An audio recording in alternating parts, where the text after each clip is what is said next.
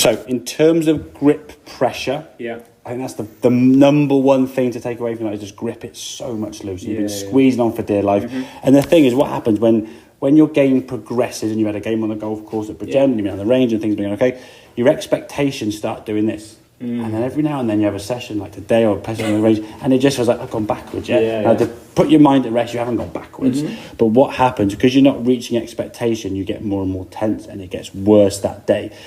In other sports, if you're playing a game of rugby and you're 14-0 down against a team you should be smashing, the coach just hit someone harder, just boom, get a tackle in, momentum, oh, that's changed, and then you're back to winning again, all right? So with golf, we can't do that as easily, okay? Grip pressure is important for me because if we get tense and tight, you watch your body movement now when you swing the golf club back. You can see how much, so just watch your shadow down here. That's basically your head shadow there. Look where you moved to. So you moved off the ball there quite a lot. So for you to get to this sort of left side now, you've got to move. I mean, you have to move a mile over there to get back to that left side. Now, what happened, as we said, there's a finish line, basically about there. We want your left hip, your left knee, your elbows, your hands and your arms to get there for the golf club, okay? If we start coming back here now, and then the next frame here, that golf ball, see the little blur on the ball there? Hang on, there you go, well, the wrong way. Let's go, let's go the right way. There you go, so that, hang on, go on, there you go. That little there, that's the ball being struck now, that's impact there, that little time. Look where your hands are. There's a massive flick. Now you actually see as you come to the golf ball, the ball's disappeared and your hand still haven't got there, and you kind of see the elbow and the hand is breaking down here because everything's kind of stopped, okay? The club now is overtaken, and then look how much tucked up your arms, your eyes are still looking down at the golf ball, it's tucked up. And as you go to the golf ball here now, then you kind of finish in a good position. You go, I've got a nice finish position, and it is a nice finish position, but through impact down here, it's all a bit, you sort of see your arms there looking a bit kind of like this way.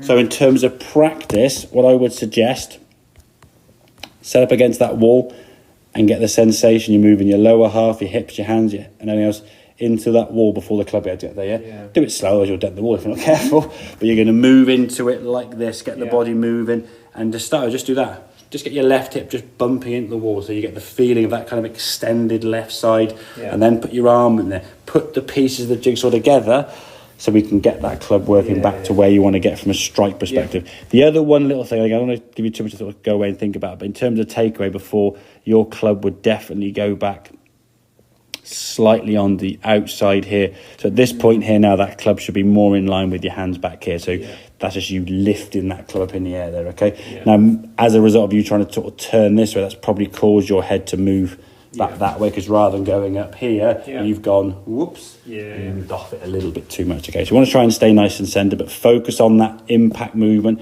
And if you're down the range and the whatever's hit the fan, just change club as you said, take the grip pressure off with that thumb and just hit a few swings. Just find the ground and then almost give yourself that clock face challenge where we go, okay, right, if we sort of draw a circle around here and say, right, there's the clock face, right.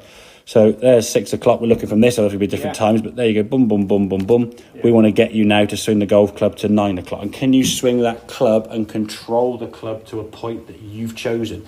If you struggle doing that, putting a ball in the way is not going to be any good, is it? So you've got to get yourself to a situation where, and it might need, okay, I'll have a sit down, I'll have a rest. Go on your phone, watch some YouTube clips, just watch TV or send some message or do some more, whatever.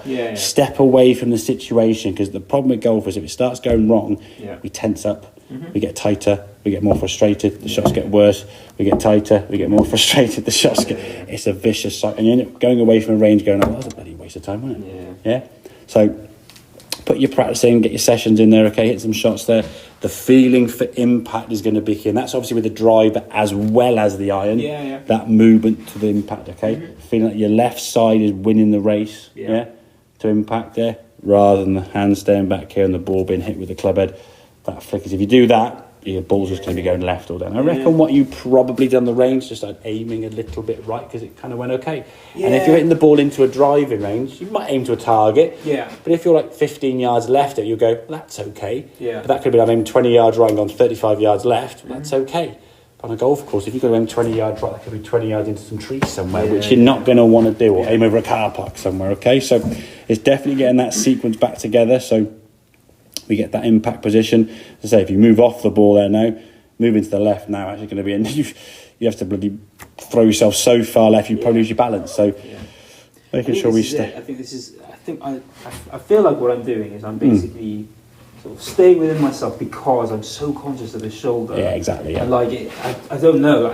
No, it makes sense. Yeah. I know because you showed me. Yeah. Actually, if I was doing it right, it wouldn't affect the shoulder that much. Because there's pain there, I'm kind of like just thinking. I don't know. This is something. Yeah, there's a mental block. It's the same way that you could tell someone that you can jump off this ledge with a bungee cord, not going to hit the ground. Yeah. But would you jump? Not everyone's going to jump, are they? Because I'd be like, well, but what if it doesn't? Yeah. But what if it does hurt? And that's where the brain sort of receptors start sending messages, and then your brain reacts, which then gets your body to do something.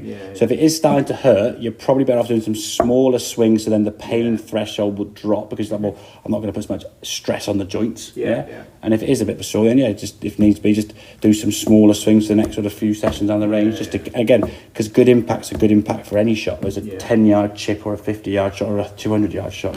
You can still work on the fundamentals without putting yourself under undue stress, because at any point you think this might hurt, you're going to just go and pull back, aren't you?